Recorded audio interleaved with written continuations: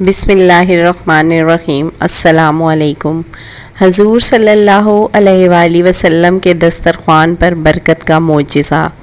حضرت ابو ہریرہ رضی اللہ عنہ اور ابو سعید خدری رضی اللہ عنہ ان میں سے کسی ایک سے روایت ہے۔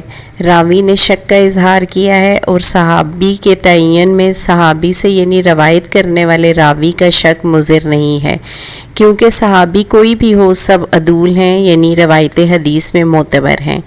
روایت یہ ہے کہ غزوہ تبوک ہوا تو اس موقع پر صحابہ رضی اللہ عنہم کو سخت بھوک لگی۔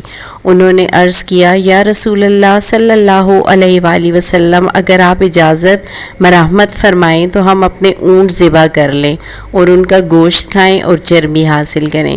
رسول اللہ صلی اللہ علیہ وآلہ وسلم نے فرمایا، ٹھیک ہے، کر لو۔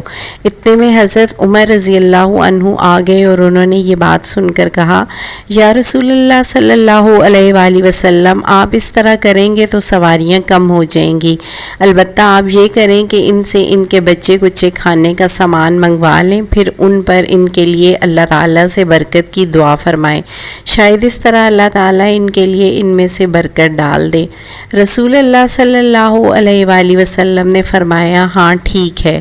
چنانچہ آپ صلی اللہ علیہ وآلہ وسلم نے چمڑے کا ایک دسترخوان منگوایا اور اسے بچھا دیا۔ پھر آپ صلی اللہ علیہ وآلہ وسلم نے صحابہ رضی اللہ عنہم سے ان کے بچے کچے زادے راہ منگوائے، پس کوئی مکئی کی ایک مٹھی لایا، دوسرا کوئی کھجور کی مٹھی، کوئی روٹی کا ٹکڑا لایا، یہاں تک کہ دسترخوان پر اس سے کچھ چیزیں جمع ہو گئیں۔ پھر رسول اللہ صلی اللہ علیہ وآلہ وسلم نے برکت کی دعا فرمائی اور پھر فرمایا، اپنے اپنے برتنوں میں ڈال لو۔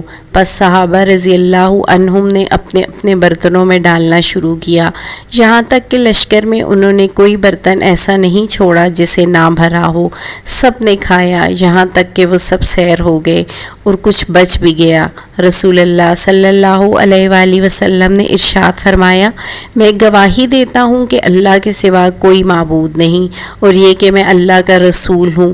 جو بندہ بھی کلمہ توحید و رسالت کے ساتھ اللہ کو ملے، اس حال میں کہ شک و شبہ نہ ہو، پھر اسے جنت میں جانے سے روک دیا جائے، یعنی ایسا نہیں ہوگا بلکہ وہ سیدھا جنت میں جائے گا۔